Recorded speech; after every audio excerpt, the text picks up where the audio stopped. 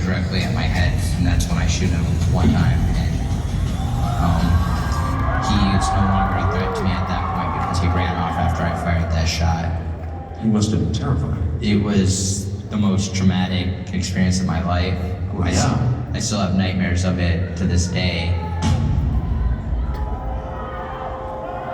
It's the stuff that keeps you up at night. Like, once you finally do get to sleep, your dreams are about what happened and you're waking up in a dark, cold sweat. You've had dreams about what happened? Every single night. It's quite scary actually because the dreams feel so real and they're not the same at all. They're all different. They're the different scenarios that run through your head during the day. Like what could have happened? Like I'm alive, but what could have happened? Like what if I wasn't alive? Or what if I didn't let Mr. Rosenbaum steal my gun? It's those second dreams. The outcome of it's bad, but almost every outcome is either me getting seriously injured or hurt or dead. Those are just the dreams I have on a daily basis. My gun red.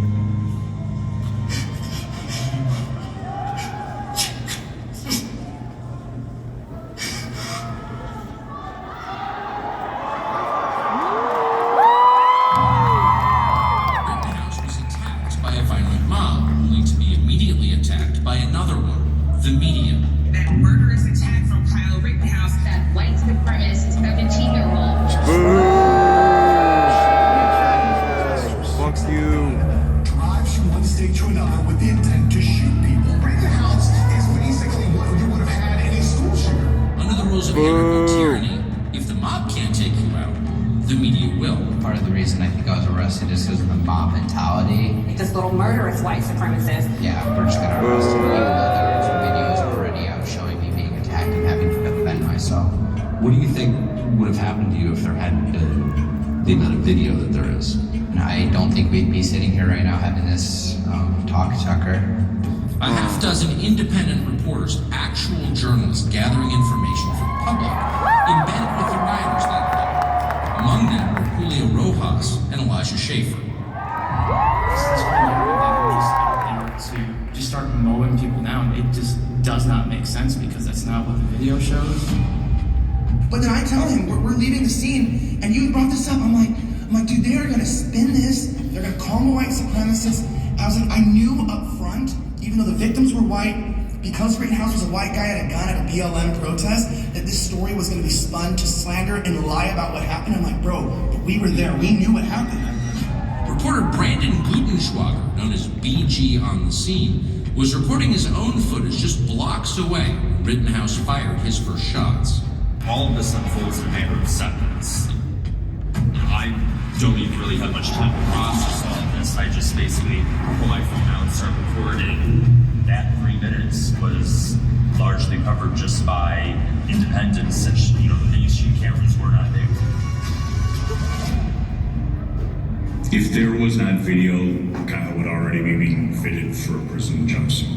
It would be his word against the mob, and there would be very few ways to ever prove what really happened that night.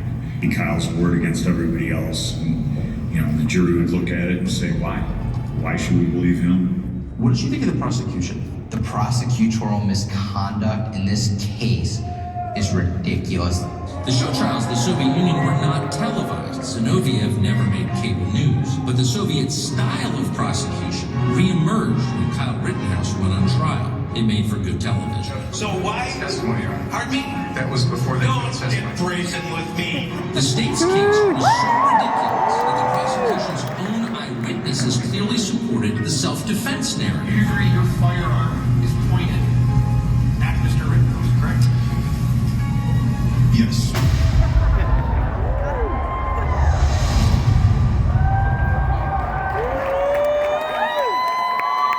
Let's go.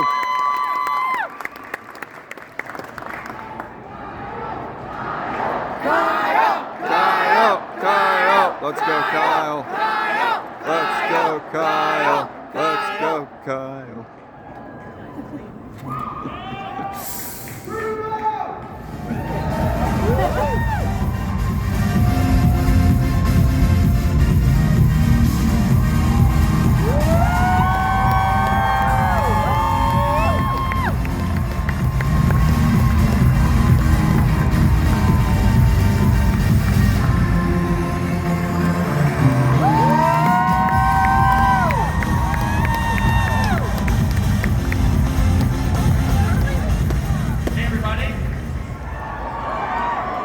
So first I want to introduce our panel for this important conversation. We want to start this way for a reason. Because citizen journalism is changing the country and has changed lives. And the reason that the verdict happened the way it did in Kenosha is largely thanks to these three men on stage with me right now. And properly introducing them. Elijah Schaefer from The Blaze. Drew Hernandez, who testified in the trial. And Jack Posobiec, Train Point USA. Elijah, talk about the importance of citizen journalism when it came to what happened in Kenosha that one night.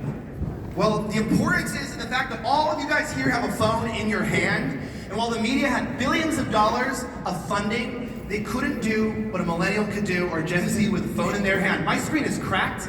I have a fat Italian guy shirtless on the front screen, my friend eating chicken strips in Las Vegas, using that phone, that device, that communist device, the company that hates us, and taking it out there and doing what the media won't do, which is to risk your life. Because you have to take a risk to get value. And you have to just be there, because the media will never be in the right place at the right time, because they're intentionally not telling the whole story. They're liars, they're sick, they're demented, but you are the truth tellers. And that's why independent media is so important, is because we're the only ones still willing to tell the truth, and that's what it takes. True. How's it going, Phoenix? I just want to say this is a room that should not be filled with fear whatsoever. Because what's happening in the United States of America is a disgrace. This is a psyop on the American people, and they're using fear to do it across the entire board, and we are not going to put up with it any longer.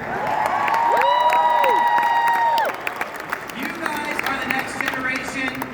Don't fall for all of these buzzwords that they put out there. Everything's a phobia. Be scared of this, be scared of that. Now is the time where the American people who still care and love of this country stand up and say, I will not be afraid.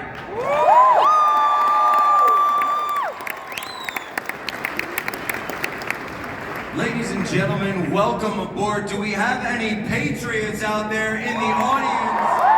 Here. I've been here a couple days and I see this crowd. I see people, they're in their 30s, they're in their 20s, they're in their teens.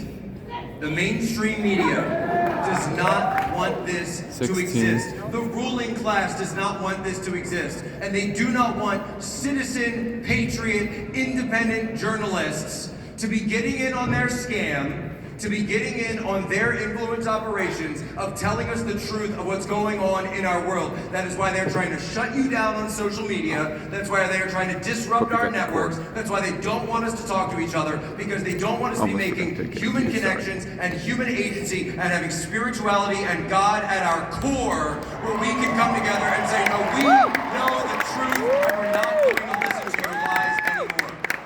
Amen. And Jack, you were covering the trial so amazingly. Drew, your testimony moved millions of people. And Elijah, without your footage, I don't know if this young man would be walking free today. I really believe that. And it is something that we must all take a step back and say, if they can indict a young boy at the time, now a young man, for simply defending himself when his life was in danger, they can come after every single one of you. So ladies and gentlemen, please, let's get loud.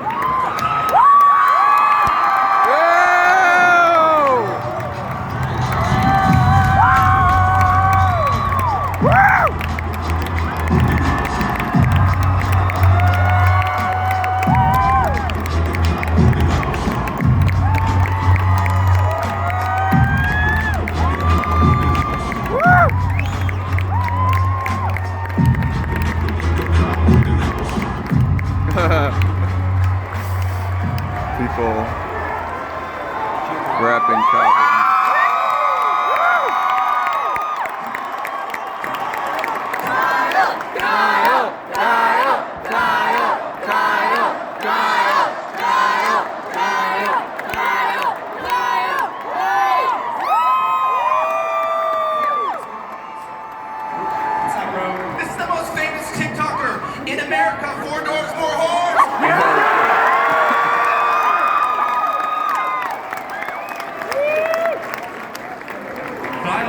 Phoenix. Yeah, baby. Thank you for having me, Charlie. How's it going?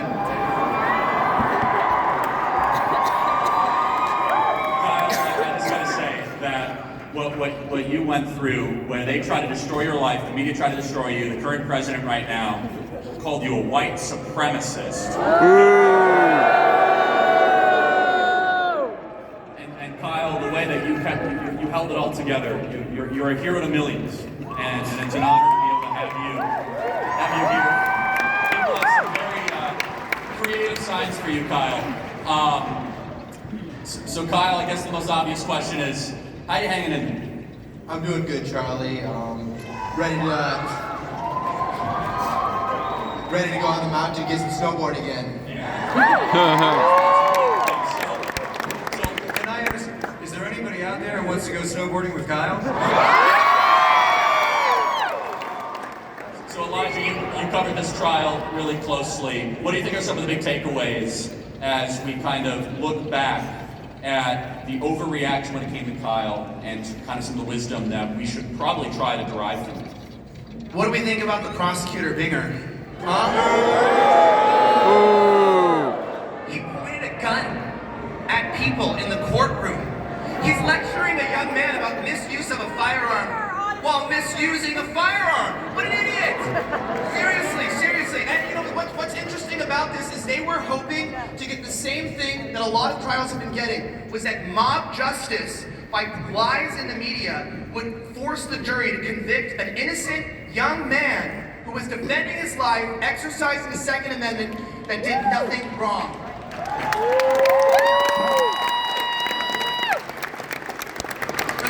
Listen. I'm gonna say this publicly. Kyle Rittenhouse didn't shoot black people. Heck yeah. We just have to say that because the fake news media cartel is still saying that right now to this hour. People after the trial are calling my phone up after the testimony saying, I had no idea that this kid didn't shoot a single black person. I'm like, I know, because he's not a crazy white supremacist active shooter that decided to show up to Kenosha to kill a bunch of black people and commit a hate crime. Listen, this is why this is important. Listen, this is a moment. What happened with Kyle is a disgrace. Total defamation. Lies. Coming from the devil himself. This is what these people do. They lie to millions of people, and they use a sacrificial lamb in order to get their political point across. It was never a peaceful protest in Kenosha. It was not even a riot. It was a crime scene. What happened in Kenosha? Terrorism. Bloody, violent terrorism. I'm going to add something to this. A lot of people don't know this. They focus on Kyle to cover up a domestic terrorist attack that took place over 3 days that was sanctioned by the local and state and federal governments, the deep state. They burned down buildings, people don't know this, with children inside. They had to put signs out reminding people that there were babies living in buildings. They took a brick to a man's head, an old man, a senior citizen, who asked them not to burn down his building. Guess what they did? They took a brick, split his head open, nearly killed him, then lit his business that had been in his family for decades on fire. And instead, they chose to focus on this man to sidestep the truth of what happened that night, which was an attack on the American people. And thank God for people like Kyle Rittenhouse being there.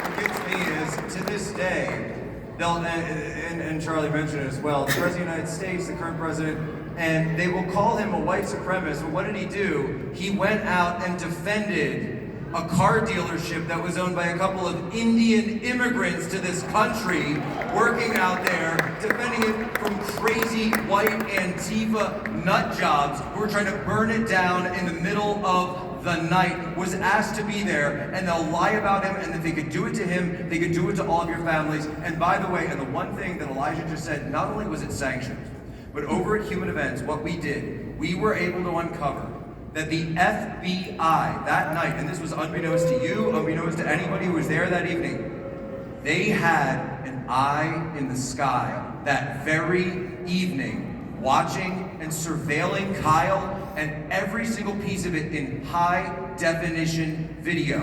And when we got the low definition video, we made a request. And we said, could the FBI please give us the high definition video? And they told us it was lost. They told us they couldn't find it. They knew for 14 months.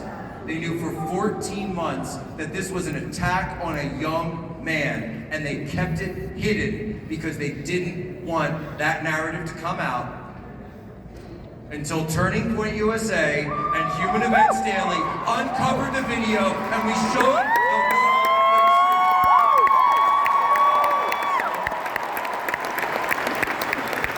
So Kyle, do you have any plans to sue some media companies soon?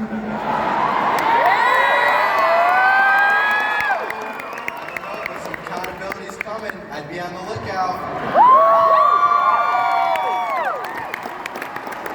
Now, you had some conversations with Nicholas Sandman, didn't you? Yeah, me and Nick talked for a little bit a couple weeks ago. He would know a thing or two about suing a media company, that's for sure. My turn may be next, we don't know. And so Kyle, we have a whole audience and group of young people, and so many students looked at what you had to go through, going to trial every single day, having your whole life really kind of put into jeopardy. What people don't know about Kyle Rittenhouse is, Kyle, you dropped out of high school to actually go support your family with an extra income. Is that Kyle Rittenhouse was always looking to try to help people. Is that nowhere in any intent could they have found in Kyle Rittenhouse anything but trying to always be the better person and the bigger person. And Kyle, what was so amazing is throughout this entire process, despite everything they threw at you, you trusted it and you came out on top. Talk a little bit about kind of just how that has developed you as a person over the last, year and a half. Well, it's helped me grow a lot. It's helped me mature. Sorry, I'm new to this. But it's helped me. We love you, Kyle. Don't worry.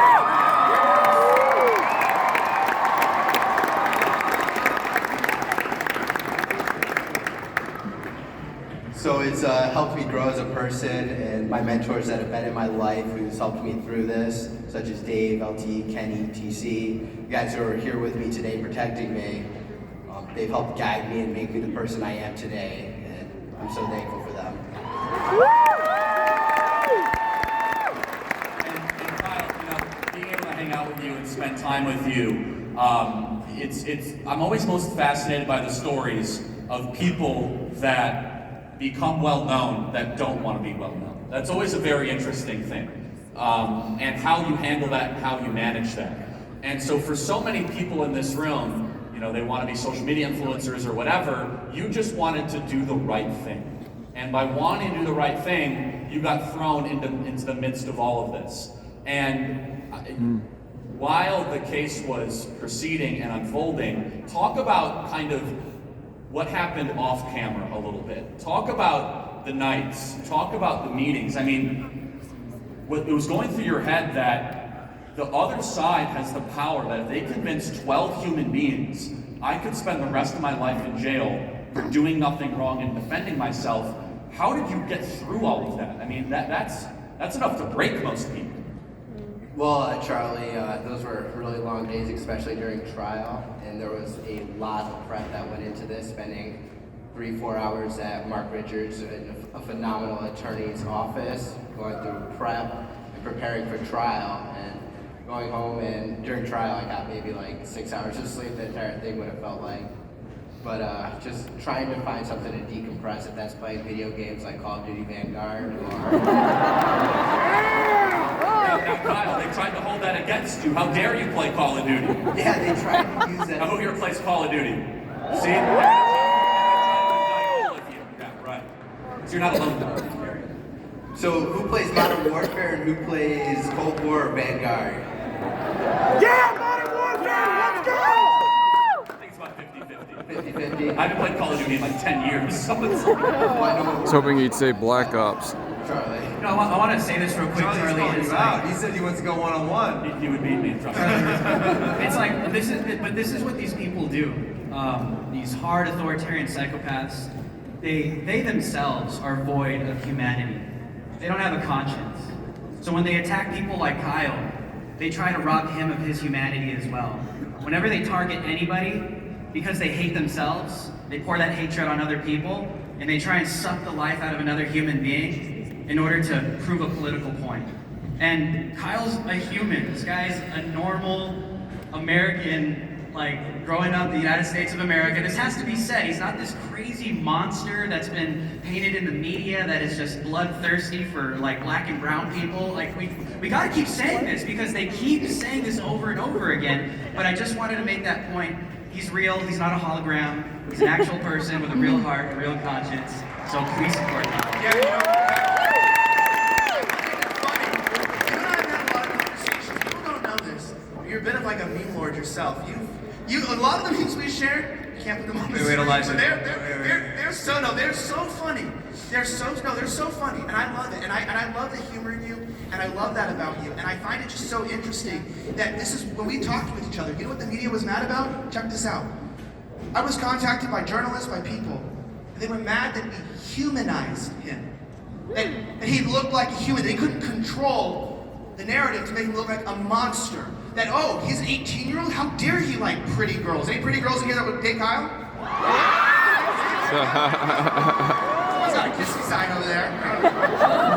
He's around. But I meant, you know, it's crazy because they're going, how dare you in the media make this look like he's a regular 18-year-old guy? And it's like, yeah, because all the lies, all the slander, and all of the media coordination could not hide the truth. That Kyle's an innocent young man, that he did not do anything wrong, and that he is just a normal person. We took away that power from them, and Kyle took it away by showing the world who he really was. Well, and it's even a step further. It's not only he didn't do anything wrong, he did everything right.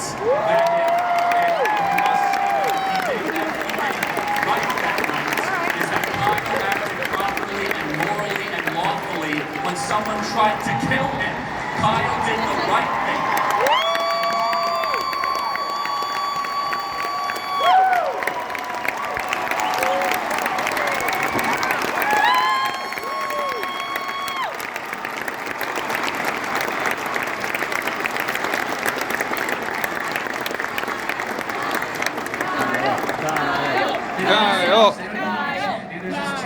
You know, we got Let's Go Brandon over here, We Love Kyle over here, and USA. Actually, one thing, so I'll spill, Kyle, I hope you don't mind if I spill a little bit of tea. If it's okay, if it's okay. No.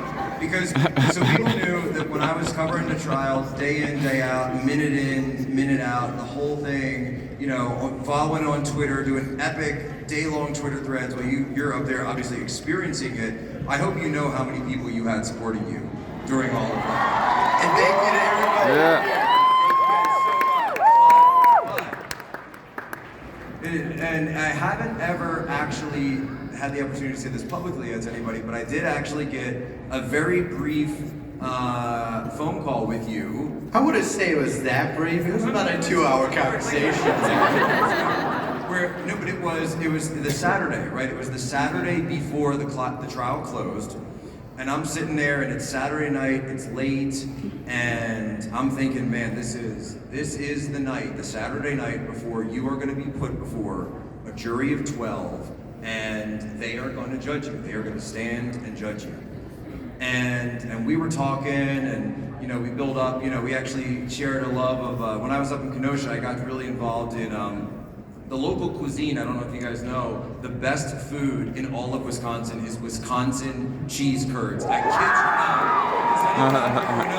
You know what I'm talking about. You know exactly what I'm talking about, right? And I'm a Philly guy, but I'm telling you, man, them cheese curds, oof. Mars Cheese Castle, am I right? Mars Cheese Castle all the way. But then Kyle asked me a question. Right? What do you ask me? He goes, Jack, I know you're working with Turning Point USA. I said, yeah, we're doing the podcast, we're doing the show, we got your back, we're covering everything. He said, well, I know you're doing an event in Phoenix, Arizona, down right around Christmas time. And he said, I think I want to be down in Phoenix at that time. And I'm thinking, but Kyle, but they're about to judge. He said, no, he's not even thinking about that. You know what he asked me? He said, Jack, I would love to come to Americafest and be with all the people.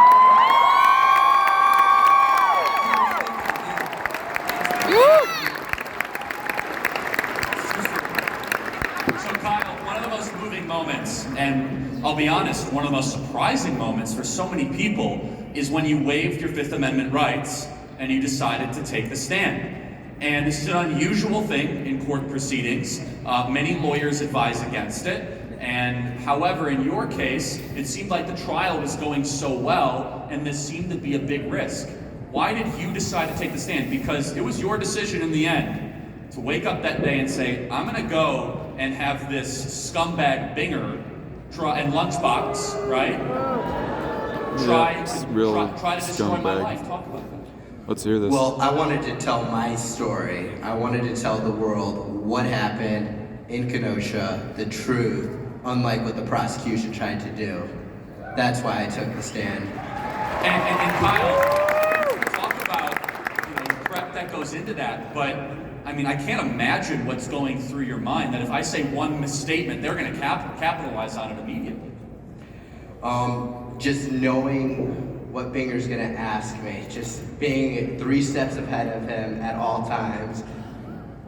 And also, though, he was, the thing that shocked us, Elijah and Drew as well, and you guys can get in on this, he was attacking you for trying to say that you're waiving your rights.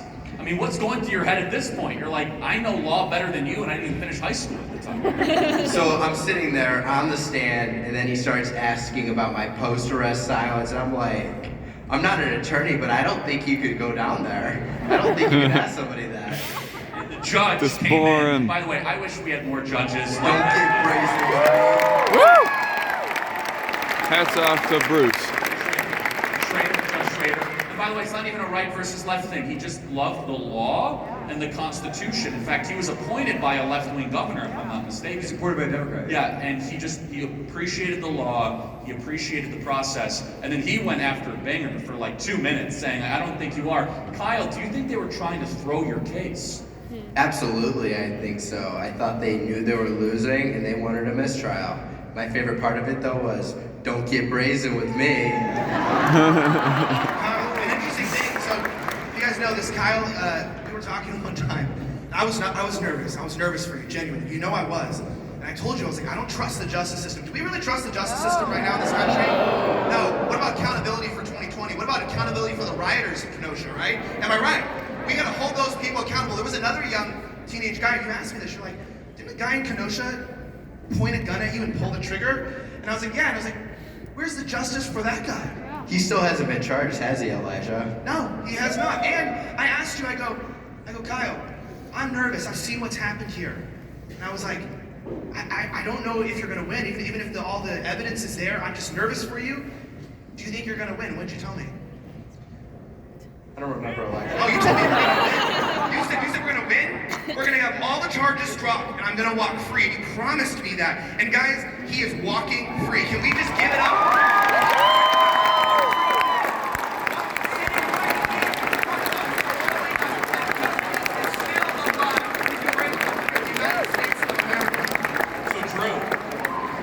Testified. And so Kyle's team reached out to you, if I'm not mistaken, or the prosecution. Walk us through all of that, and then also just tell the audience, what were you doing that night in Kenosha? So Drew, did you get our little message from your website we sent you trying to get in contact with you? I got a lot of messages from a lot of people. From Kyle's side, prosecutors, everyone wanted to talk. But here's the thing. The truth had to be testified to. Binger's an idiot. Let's just say that. Yeah. I don't think he had any idea who he was dealing with. But when you're dealing with someone that has the absolute truth on their side, they're unbeatable. The only thing you can do is lie, right? So the reason why I decided to testify is not because I have some political bias. It's because I was obviously there, watching everything unfold in the trial, watching the mainstream media lie about Kyle, watching the prosecution peddle those lies in a so-called trial in the so-called justice system. I knew that I not only had the eyewitness testimony, but I also had a lot of body cam footage. Okay, there was body cam footage that the entire world didn't know existed, of Kyle Rittenhouse de-escalating a situation with rioters outside of Car Source 2. Remember that?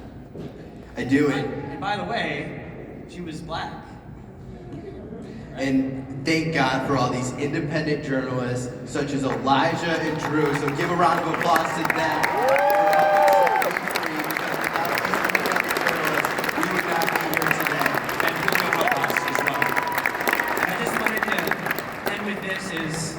This is what needs to be done. Because obviously thinking about this decision, thinking about should I do this, should I go forward, obviously I'm a born again Christian, Jesus Christ receives all the glory. But watching all this unfold, I mean, this is what I keep hearing, Charlie, in this particular conference, event, whatever you want to call it is. It's no longer left or right. It's good versus evil now, okay? And so this is what people need to understand, and I want to talk to people that identify on the left right now. You may think you're on the right side of history, but that day is going to come where it's about, no, you either just obey or not. And that's where we're heading. So I want to just say this. I hope what happened in this trial, the part that I was able to play and testify to the truth, I hope that inspires every single one of you out here right now. Because listen, there's so many people out here. They're afraid to get canceled, afraid to get called a white supremacist, a racist, afraid to do the right thing. But that's exactly what we need to do. If you get put in a position where nothing but fear fills your heart, know that the opposite of that is to just do what is right and let God take care of the rest. And look where we are right now.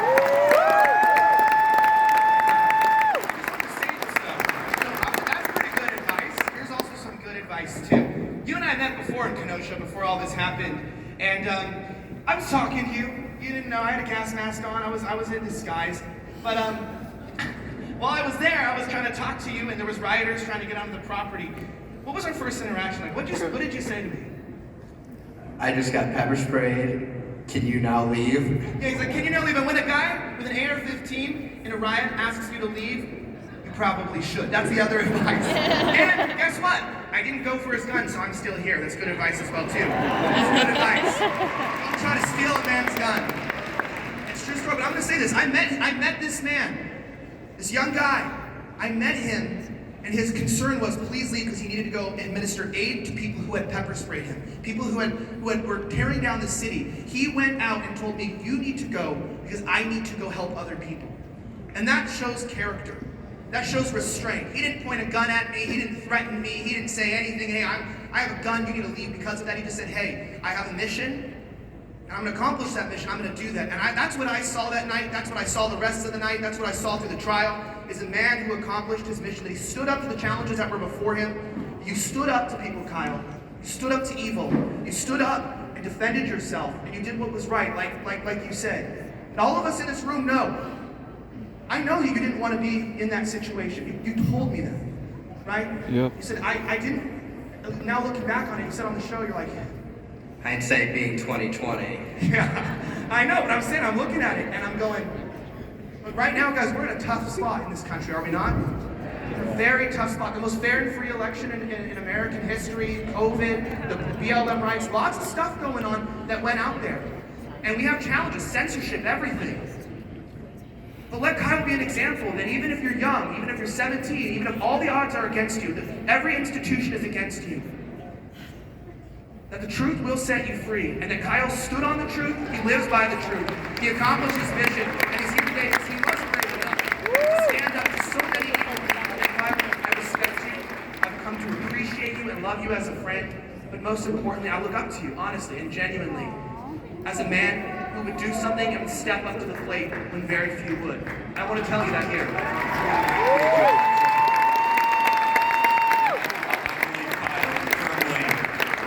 God had his hand all over you that night and also throughout the trial. I really believe that.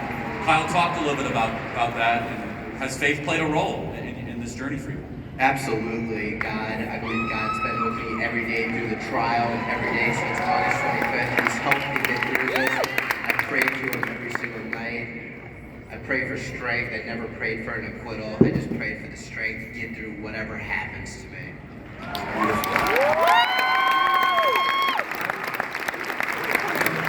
I prayed for acquittal. Came over and we sat You down. didn't deserve Charlie. it. We did the interview before, and I said this to you that I don't know if people realize this, but I was in the military. I've had some weapons training. I've worked with SEALs and everything else, and I had guys reaching out to me saying, They watched that video and they said, I don't know if I can do that. I don't know if I can do what he did.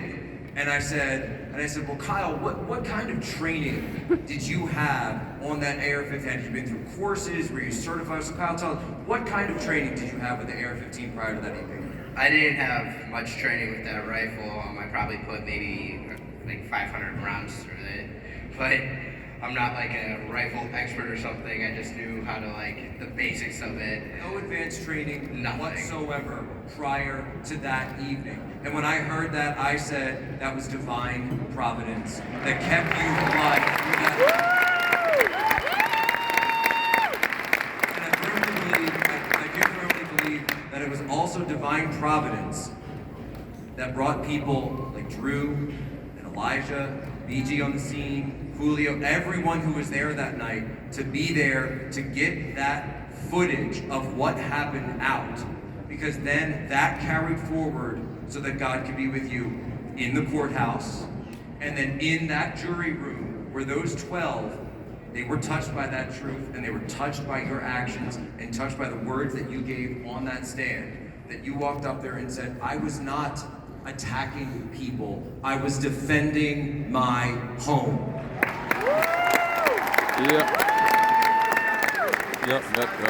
Daily Caller, Jorge Ventura, and the work that they did. I know they're not up here, but Richie, man, with the testimony. Richie, of course. Yeah, and just being there. I mean, I'm telling you, if God had not intervened, I swear, the only other person who has as many cameras chasing them in a moment is Kim Kardashian. Okay, this guy had he had the FBI in 4K. I mean, I'm jealous, right? So it's like, I mean, he had every angle, every sidestep, people from all different political leanings. I've never seen any event in history of that was getting that little mainstream media coverage that had that many angles and that many pieces of evidence. God's got your back, Kyle, and He's got you destined for mighty things in this world.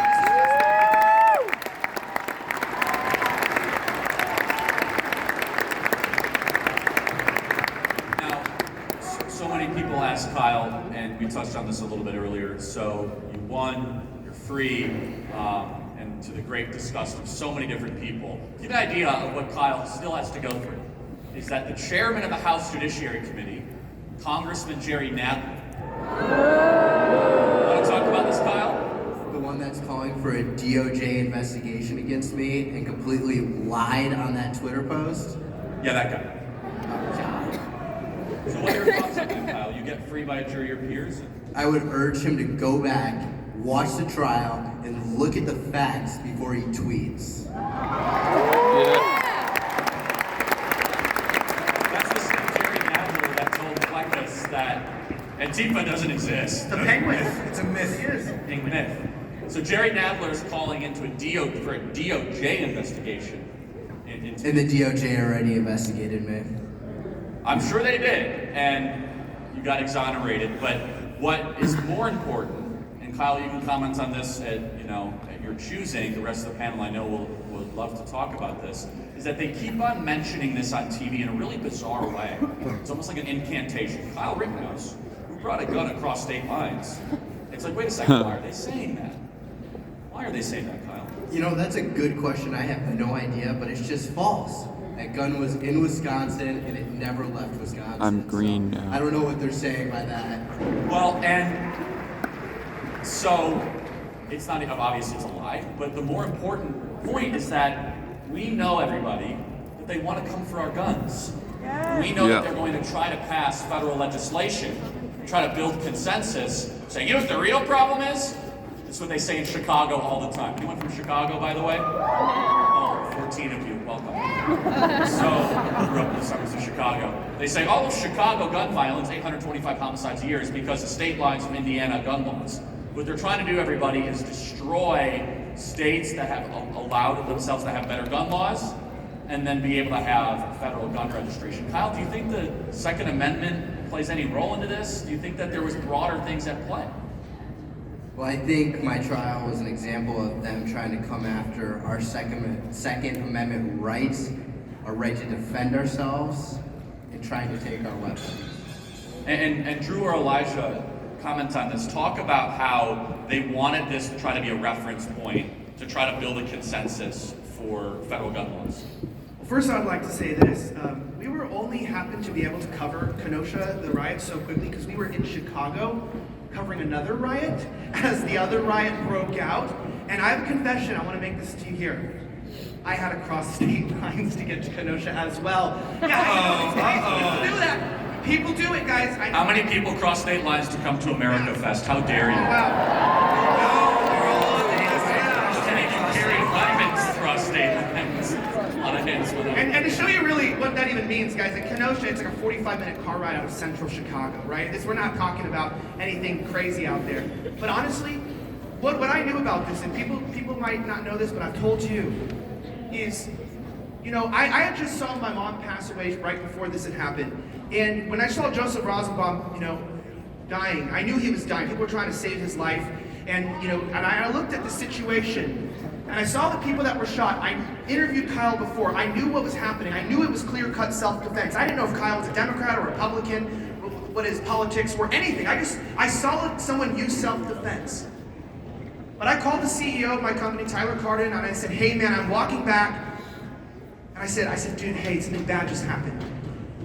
And I'm gonna let you know that they're going to try to paint this as a lie. They're gonna say he was a white supremacist, but he shot white people. And I knew what the narrative was gonna be. Can we not predict the narratives already? Do we not know?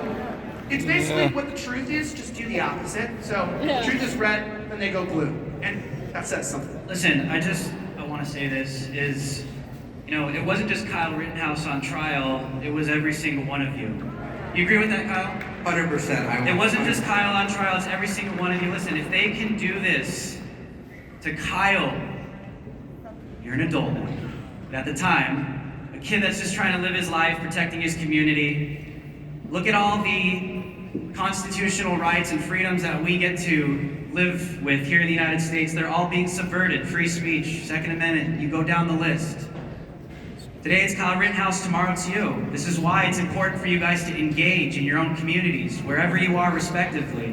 This is why it's important to not be asleep. This is why it's important to not just even rely on me, Elijah, Charlie Kirk, or Jack Posobiec. This is you. This is why we're here. To get you guys engaged, because yesterday it's Kyle, today it's you and every single one of you. So I hope you guys are emboldened by what we've been able to do, and you guys can take this, be inspired, and go to your own communities and do what needs to be done in the power of Christ.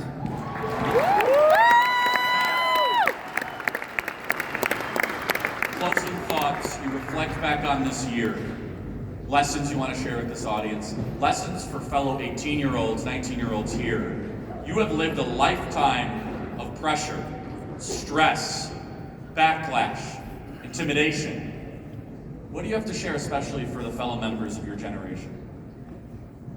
Always be humble and look at the positive in life and focus on today, not tomorrow. You can only live one day at a time. Amen.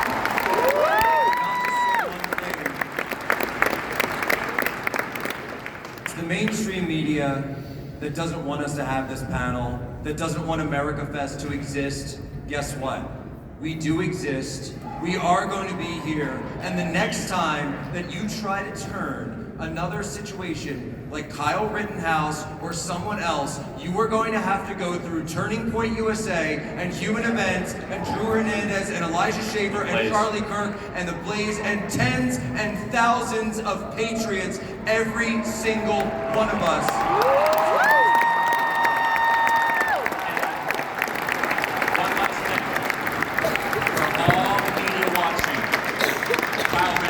About to be super rich, so you better be careful about what you write.